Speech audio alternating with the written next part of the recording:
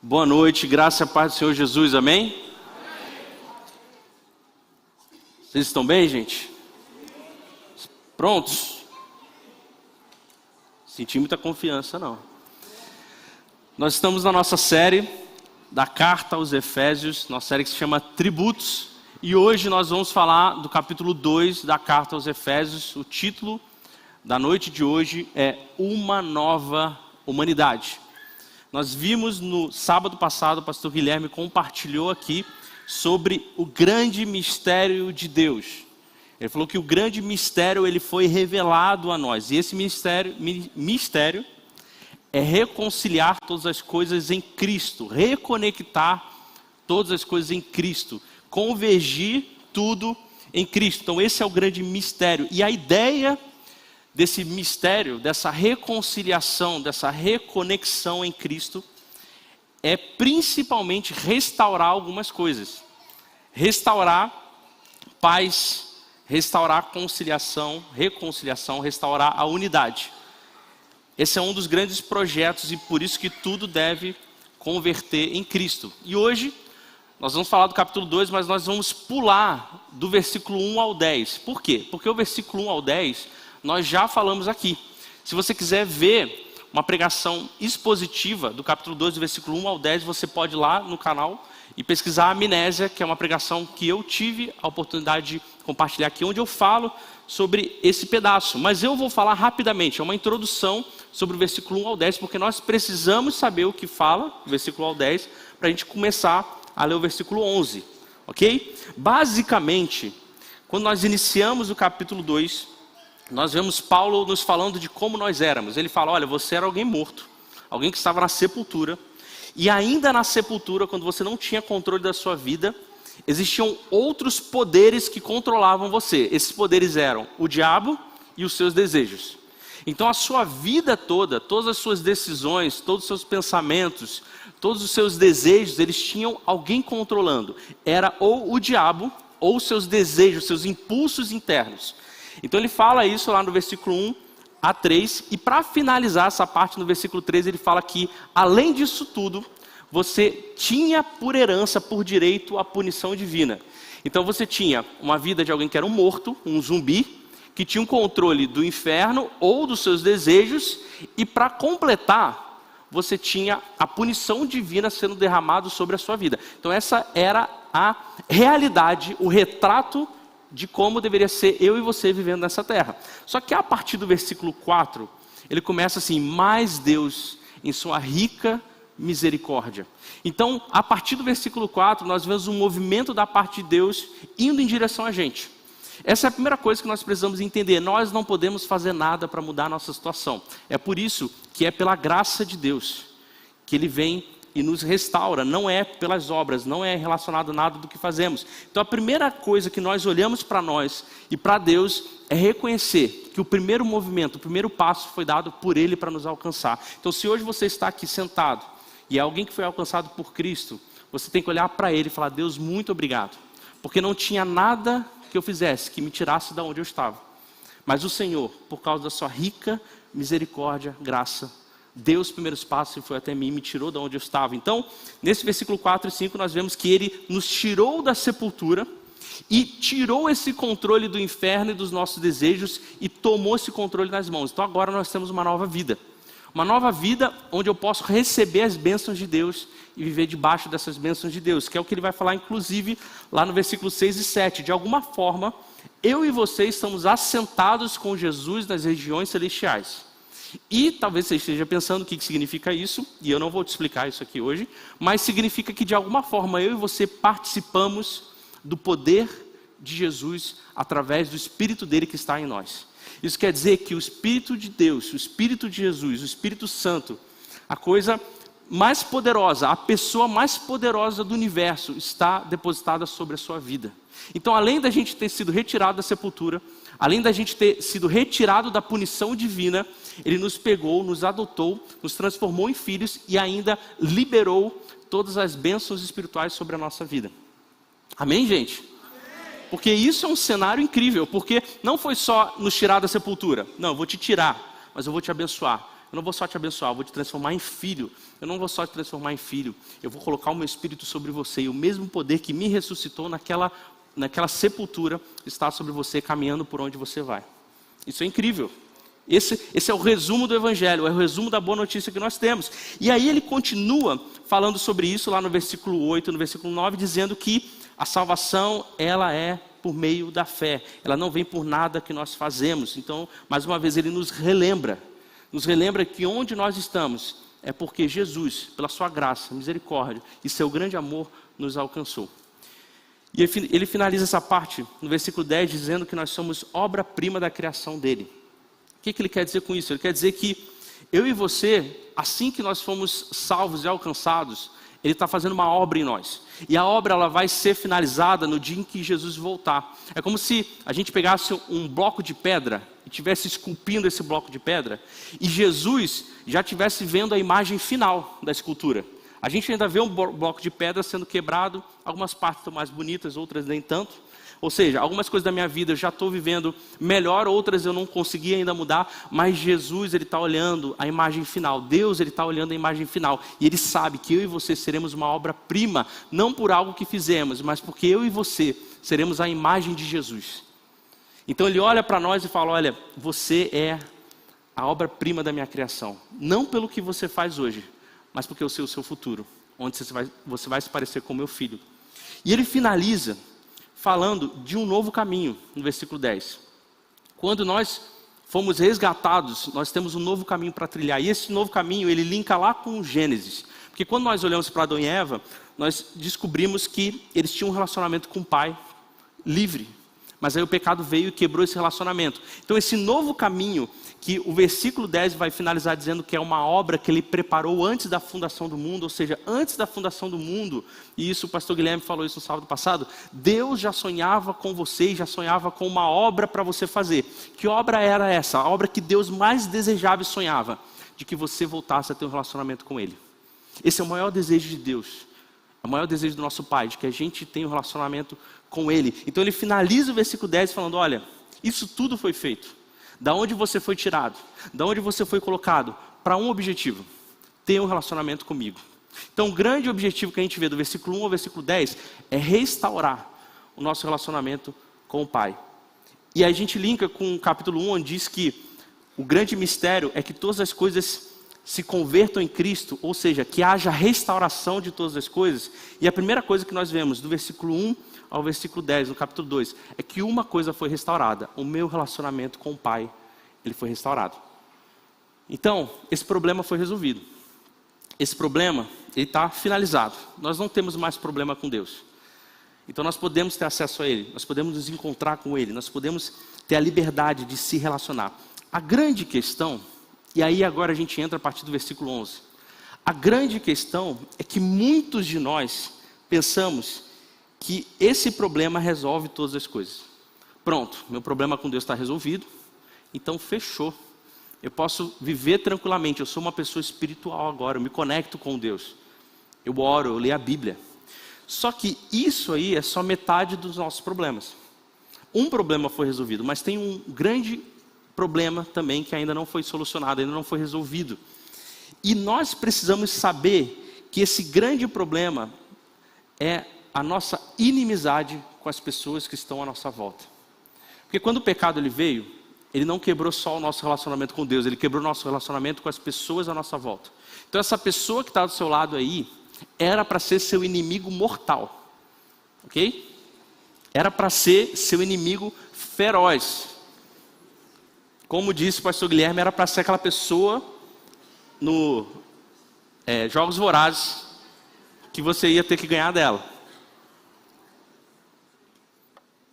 Então, esse problema ainda não foi resolvido. Do versículo 1 ao 10, nós vimos, nós solucionamos, nós descobrimos, nós aprendemos. Nosso problema com Deus está tranquilo, resolvemos. E agora? E com a pessoa do nosso lado? E com as pessoas que nós convivemos? Porque o pecado, ele quebrou esse relacionamento também. O que nós estamos vendo aqui é que esse outro grande problema, que completa a nossa solução, que são problemas em duas partes, problema com Deus e com as pessoas. Com Deus, ok, vamos ver agora das pessoas. A gente descobre que quando a gente resolve esse problema de relacionamento, a gente resolve o problema do mundo. O problema para racismo, abuso, guerra, violência, desigualdade, preconceito, não é uma boa educação para todos, não é políticas sociais que vão transformar a nação, não é reforma econômica, não é diálogo a respeito das diversidades, não é justiça social, não é tecnologia, filosofia ou empoderar as pessoas, as minorias ou as maiorias. Essa não é a solução para o mundo. A solução para o mundo é resolver o grande problema de relacionamento que o pecado causou entre nós. A grande solução para o mundo é através da redenção e da ressurreição de Cristo. Somente assim os problemas do mundo vão estar solucionados. Não só resolver o nosso problema com Deus, mas com a pessoa do nosso lado, com aquele que a gente convive. Isso inclui os nossos relacionamentos familiares, nossos relacionamentos dentro de trabalho, escola, faculdade, dentro da igreja. A solução para o mundo é quando nós resolvermos o nosso relacionamento com Deus, mas também com as pessoas que estão à nossa volta. O que nós chamamos de irmãos. E a Bíblia, ela chama isso de alguma coisa. Ela chama isso de igreja. Ela chama a solução para o mundo de igreja. De pessoas que resolveram seu relacionamento com Deus, mas com os que estão à sua volta, se reunindo. E aí ele vai chamar isso de igreja. E a nossa igreja não é, pasmem, esse momento aqui. Vocês sabiam disso? Sim ou não? A nossa igreja não é esse culto. A nossa igreja não é esse momento que nós nos encontramos aqui. Isso aqui faz parte de um pedaço do que é ser igreja, mas faz um pequeno pedaço. A nossa grande igreja, sabe qual é? São os pequenos grupos. Essa é a nossa grande igreja. A nossa grande igreja, onde nós resolvemos esses relacionamentos que o pecado nos trouxe, se chama aqui na nossa comunidade, na Primeira Batista, de pequenos grupos multiplicadores. Então, quando nós ouvíamos a pregação onde falava assim, nós somos a igreja, aí a gente ouvia isso e falava, que bênção, eu sou a igreja. Não, a pessoa falou, nós somos a igreja, e você, eu sei que eu sou a igreja. Não, nós somos a igreja. A mentira que nos contam é de que você é a igreja. Você não é a igreja, nós somos igreja. Eu não consigo ser igreja, eu não sou igreja, nós somos a igreja. É por isso que quando eu falo sobre pequenos grupos, eu estou falando em ser igreja, porque é lá onde eu me encontro. É lá onde eu sei dos problemas dos outros e eu compartilho sobre os meus problemas. É lá onde eu resolvo minhas divergências e é lá que nós oramos um pelos outros. O pastor Jonas Madureira falou uma frase que me marcou e eu anotei ela para compartilhar aqui. Ele diz o seguinte, não escute teólogos, pastores, estudantes de teologia, professores de seminário ou qualquer pessoa que não seja comprometido com a igreja. Pode ser a maior autoridade do mundo, mas se não estão dando sua vida na igreja, se não estão vivendo na igreja, simplesmente não confie neles. Eu não estou falando para você participar de reuniões, isso faz parte dessa igreja, mas eu estou falando de você olhar para o seu irmão, caminhar junto com ele e fazer com que ele se pareça mais com Cristo e deixar com que ele te ajude a você se parecer mais com Cristo.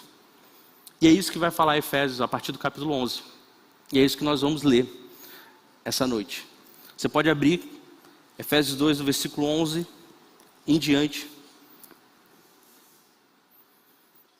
E a partir do versículo 11 nós lemos o seguinte: portanto, lembrem-se de que anteriormente vocês eram gentios por nascimento e chamados incircuncisão pelos que se chamam circuncisão, feita no corpo por mãos humanas, e que naquela época vocês estavam sem Cristo, separados da comunidade de Israel, sendo estrangeiros quanto às alianças da promessa, sem esperança e sem Deus no mundo. Para aí, primeira coisa que Paulo vai nos falar no versículo 11 é, lembrem-se, lembrem-se. O que ele quer que a gente se lembre? Ele quer que a gente se lembre de como a gente era. A gente leu do versículo 1 ao 10, como que a gente era morto, controlado pelos nossos desejos, controlado pelo diabo, merecedores da ira de Deus.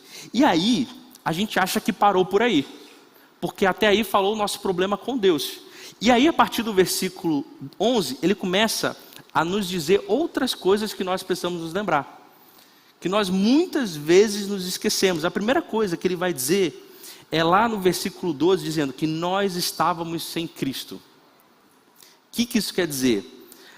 A palavra quer dizer que eu e você éramos completamente isolados de Jesus. Nós não conseguíamos nos chegar a Jesus. Por mais que a gente se esforçasse, por mais que a gente quisesse, tentasse, a gente não conseguia se aproximar de Jesus. A imagem que me vem à cabeça, eu não sei se você já pegou uma experiência de pegar um ímã e pegar outro ímã e virar a polaridade, colocar e não consegue. Vocês já fizeram isso? Um ímã era Jesus, o outro era eu. Ou você. Por mais que você se esforçasse, existia uma força impedindo você de se aproximar de Jesus. Que não há nada que você fizesse que pudesse fazer isso. Que pudesse mudar a polaridade para você ser atraído por Jesus. Essa era a nossa situação. Uma das situações é como se a gente fosse o tempo todo empurrados para longe de Jesus. E ele continua falando, ele diz assim, separados da comunidade de Israel. O que é o povo de Israel? O povo de Israel é o povo escolhido por Deus, onde ele virou para uma galera e falou assim, ó, eu vou abençoar vocês se vocês me obedecerem. E aí o que ele está dizendo era que a gente olhava para o povo de Israel recebendo as bênçãos de Deus, e a gente olhava para aquilo ali pensando, nós nunca podemos fazer parte disso. Isso quer dizer que eu e você éramos um povo, pessoas que nunca poderiam receber as bênçãos de Deus. Ou seja, nós seríamos eternamente amaldiçoados. É isso que ele está dizendo. Você e eu seríamos essas pessoas que, além de sermos empurrados para longe, nós viveríamos debaixo de maldição eterna. Essa é a lembrança. Por quê? Porque nós não fazemos parte do povo escolhido. E ele continua dizendo, estrangeiros quanto às alianças. O que ele está falando aqui? Nós tínhamos 3 alianças no Antigo Testamento, Abraão, Moisés e Davi. Basicamente, todas elas falavam de uma coisa. Falava sobre nós sermos abençoados da parte de Deus, mais uma vez. Então o que ele está dizendo aqui é que vocês nunca poderiam ser abençoados, não só porque vocês não fazem parte do corpo, não fazem parte desse novo povo que eu escolhi, mas vocês nunca poderiam ser abençoados porque além de vocês não fazerem parte desse novo povo, vocês nunca conseguiriam cumprir a aliança, as leis, nunca. Então não havia chance para a gente. Não havia chance.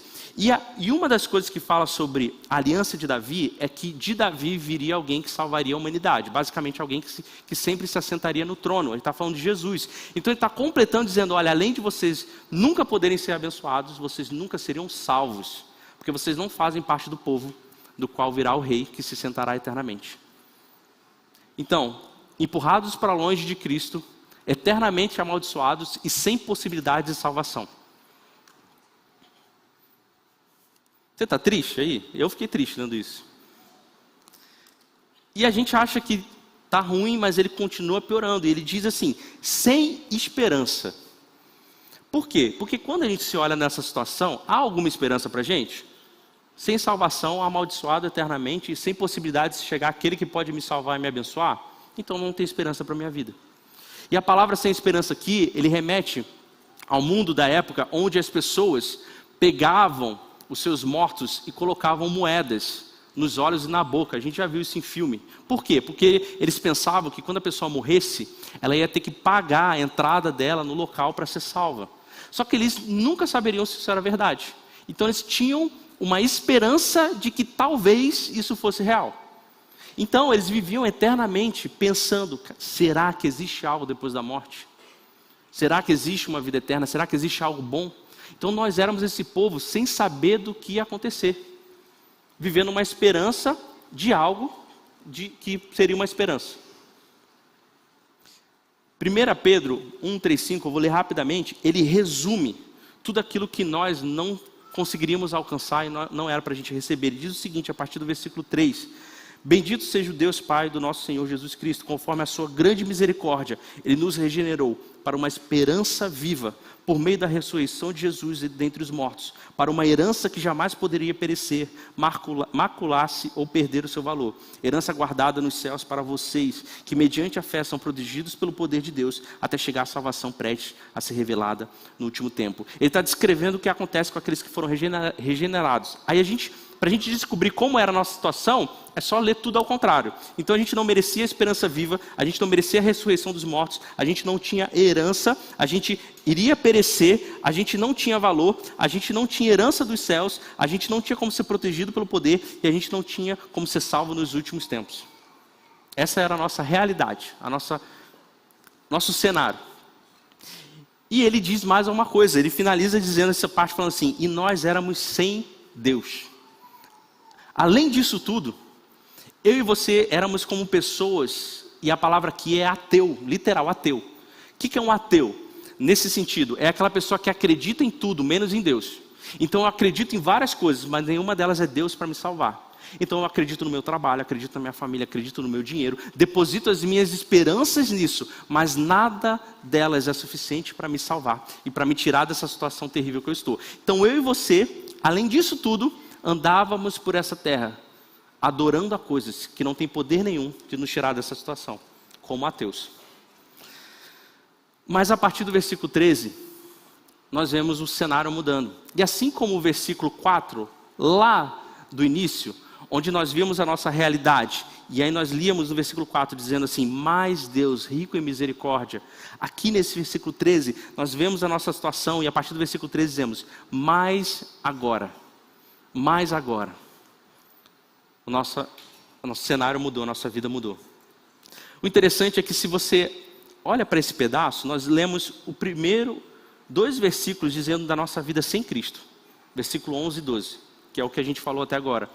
E do versículo 13 ao 22 é da nossa vida com Cristo.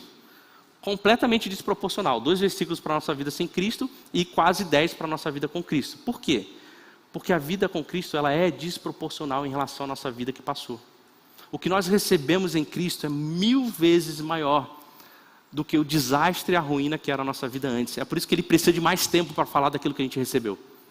E ele começa falando isso no versículo 13. Mas agora, em Cristo Jesus, vocês que antes estavam longe, foram aproximados mediante o sangue de Cristo. Isso é interessante porque o sentido da frase aqui linka com Isaías 57. Isaías 57 vai falar sobre um povo que estava longe de casa. E ele retornava para casa e encontrava um povo que já estava lá. É como se eu estivesse distante, eu fosse estrangeiro, estivesse fora do meu lar, distante da minha casa, e já houvesse um povo na minha casa, e eu me aproximo novamente, encontro o meu lar novamente, encontro as pessoas que são a minha família novamente. É exatamente esse sentido que ele dá. O que ele está dizendo é que eu e você estávamos nessa terra distante, passando por essa vida de maldição e de morte, mas algo nos puxou de lá e nos trouxe de volta para casa, para encontrar aqueles que eram a nossa família. Algo nos alcançou e nos tirou. Antes eu era inimigo de Deus, controlado pelo inferno ou pelos desejos. Antes eu era alguém morto que merecia a punição divina, e era o que eu merecia porque era direito meu. Antes eu era esse inimigo de Deus e inimigo de todas as pessoas ao meu redor. Eu não tinha esperança, eu tinha uma vida amaldiçoada e eu era alguém que caminhava sem Deus. Mas o sangue de Cristo me ressuscitou.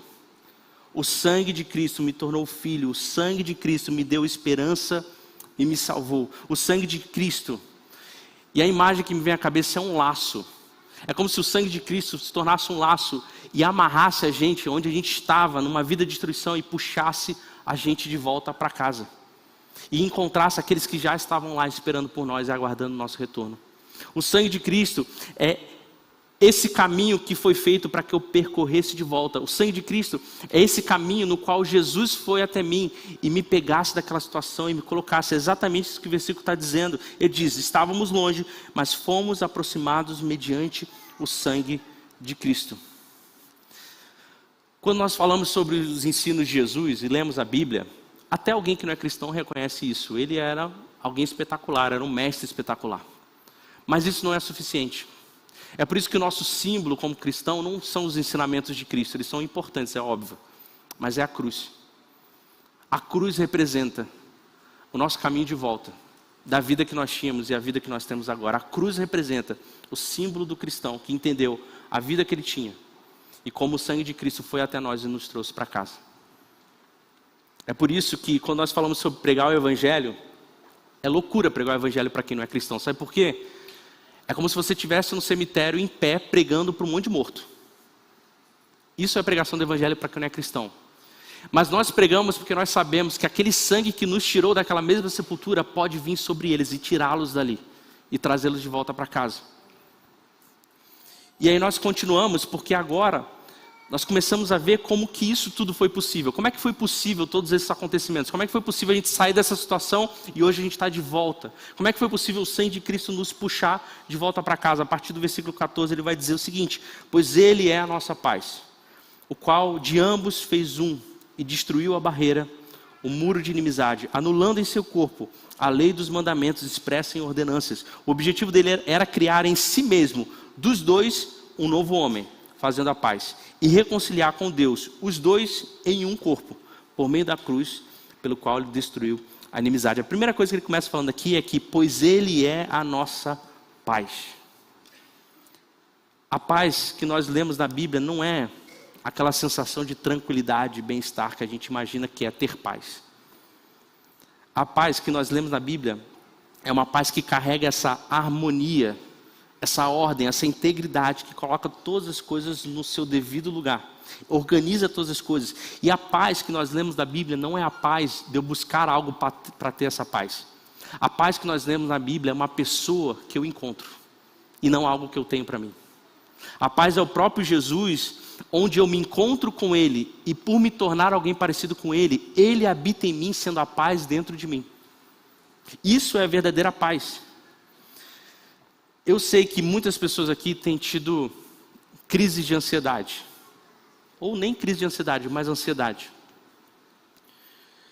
A questão é que, normalmente, na sua maioria, as nossas crises de ansiedade sempre têm relação ou com nós mesmos, ou com pessoas à nossa volta.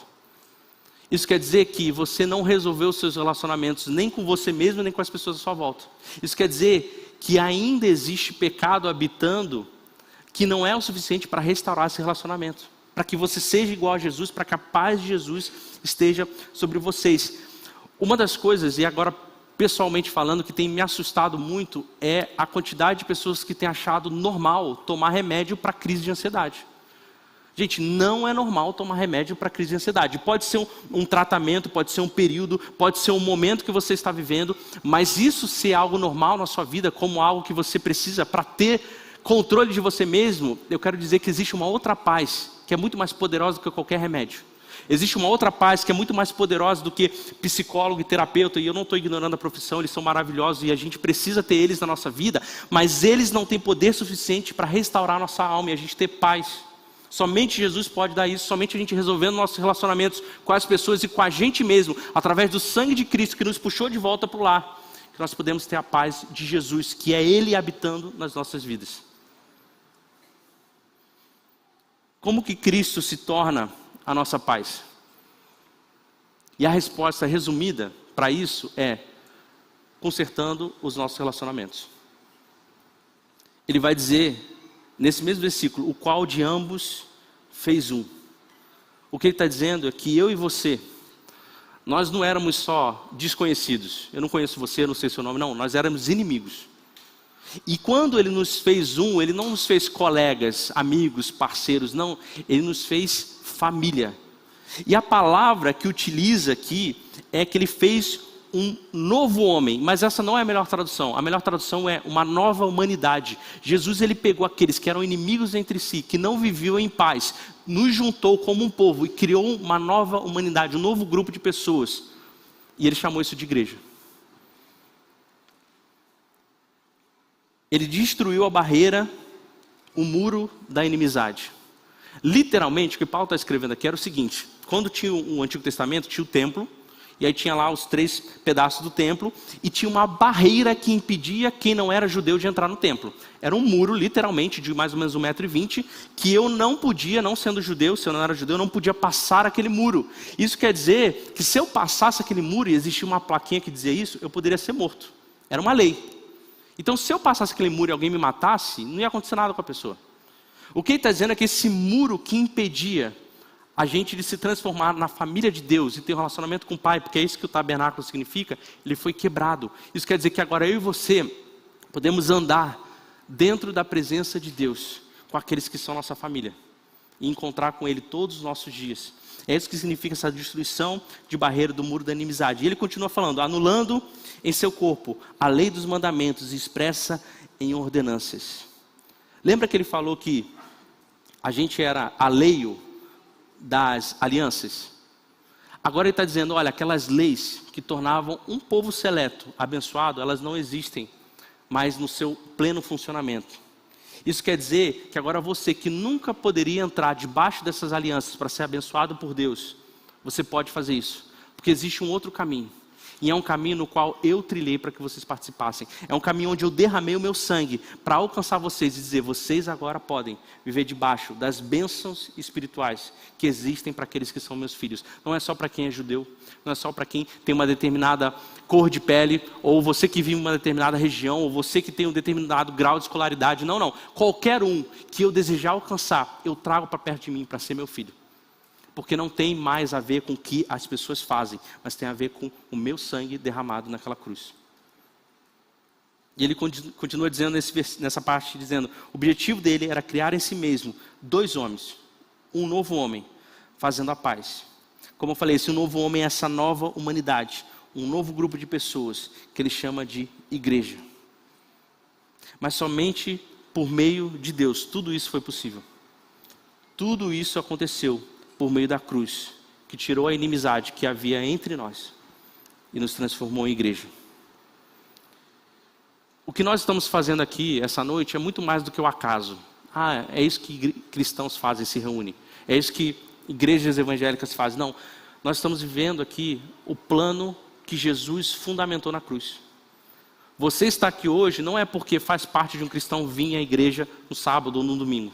Você está participando do plano que Deus sempre sonhou para a história da humanidade. É sermos igreja, é estarmos aqui juntos, é estarmos lá no pequeno grupo. Não é mero acaso, não é tipo assim, é conveniente. Entende? Vamos reunir uma galera, a gente vai fazer um belo culto, porque aí a gente vai conseguir ter uma igreja top. Não é isso. Nós estamos vivendo agora a realidade que aquela cruz escreveu para acontecer. Nós estamos vivendo agora algo sobrenatural. Vocês entendem que o fato de nós estarmos juntos, eu poder virar para o meu irmão e dizer, você é meu irmão, isso significa que o sangue de Cristo foi derramado naquela cruz para que isso acontecesse? Então não é um mero entretenimento, apesar de ser muito bom, apesar de nós nos entretermos, isso faz parte. Mas nós estamos vendo algo muito mais poderoso aqui.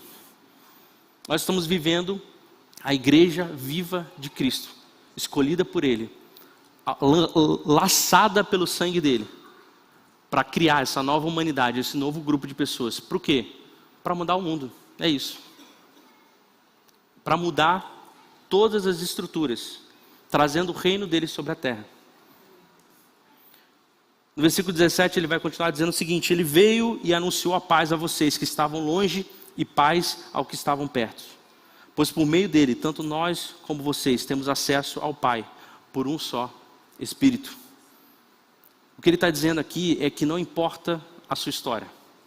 Se você nasceu na igreja ou não nasceu na igreja, se você se converteu cedo ou se converteu mais tarde, o que ele está dizendo aqui, para aqueles que estavam perto, paz. Mas para aqueles que estavam longe também, paz também. Então não importa o seu histórico. Não importa o que você anda fazendo por aí. A notícia é que Deus está trazendo você de longe, de volta para casa. E Ele está lançando o sangue dele para te puxar.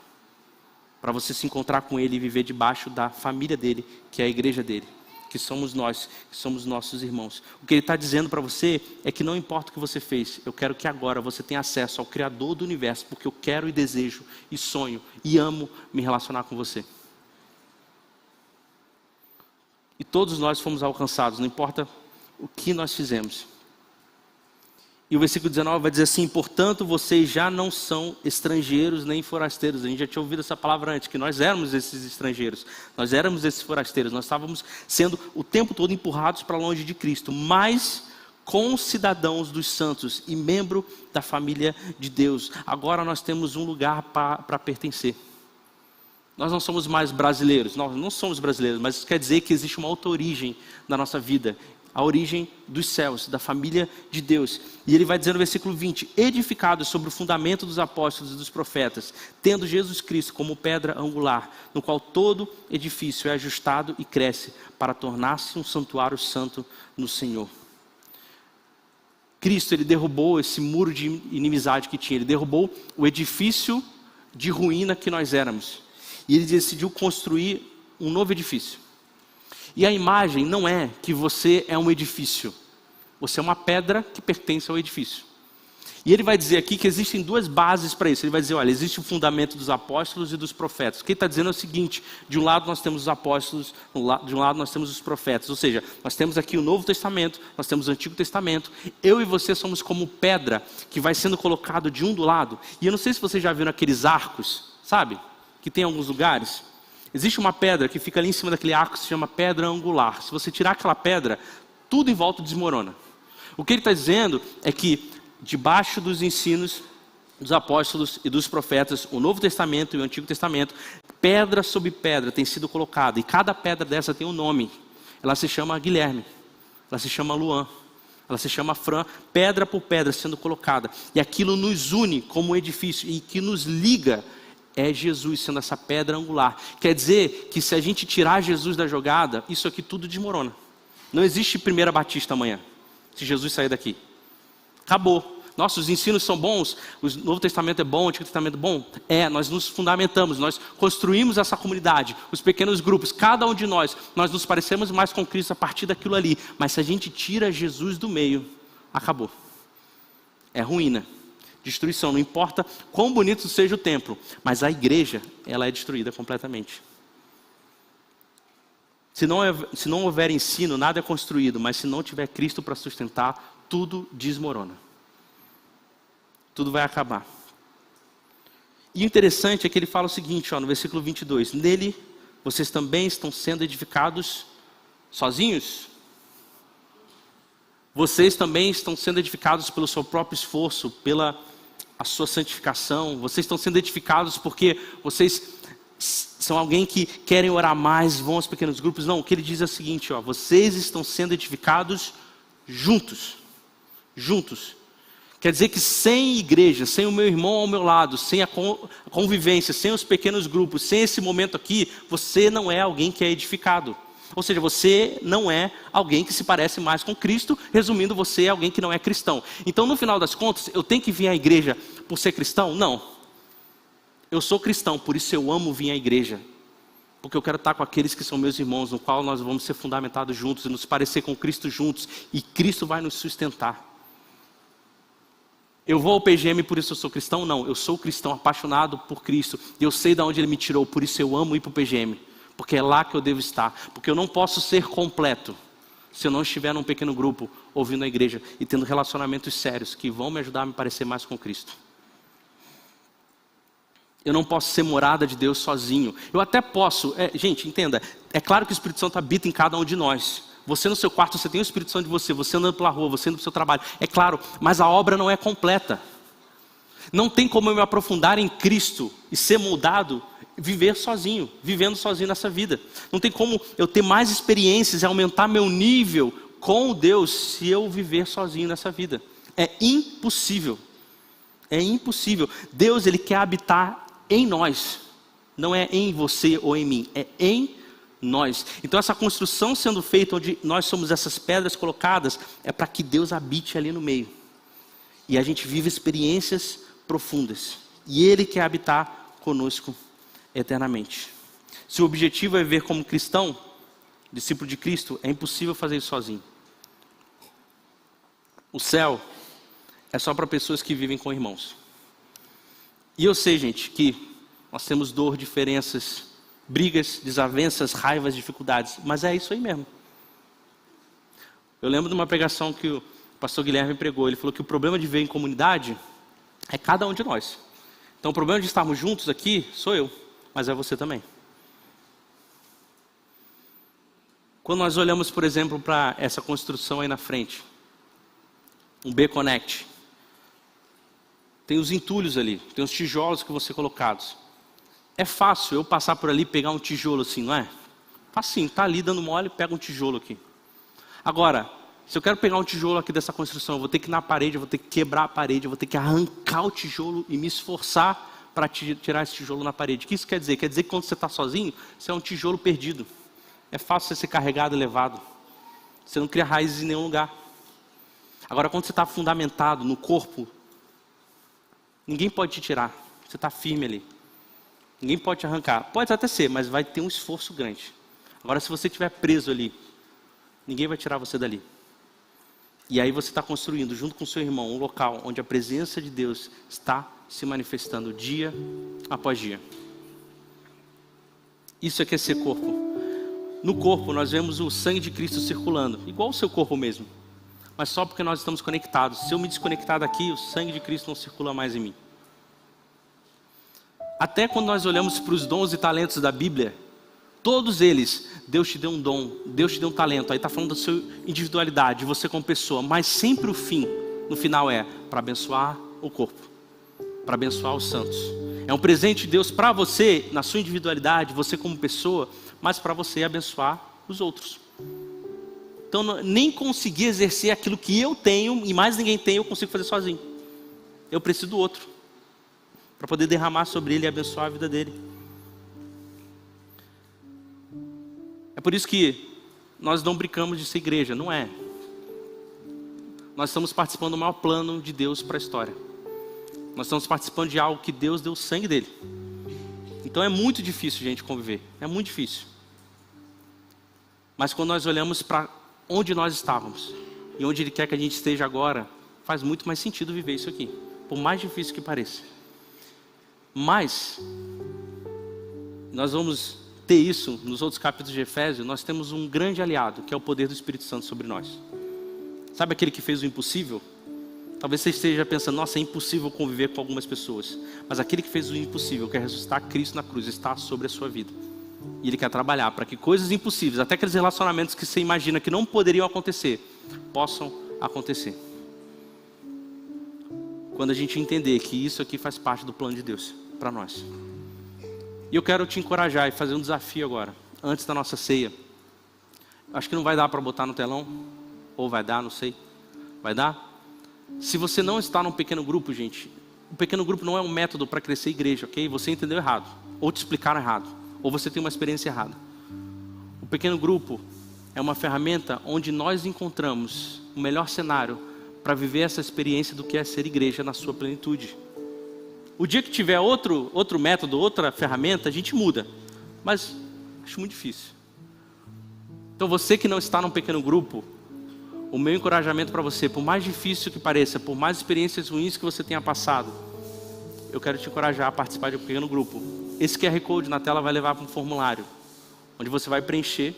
Nós vamos encontrar um pequeno grupo perto da sua casa. Nós não estamos preocupados em quantos pequenos grupos vão multiplicar ou vão estar cheios. Nós estamos preocupados com você viver a plenitude do que Jesus morreu para você viver. E é através dos relacionamentos.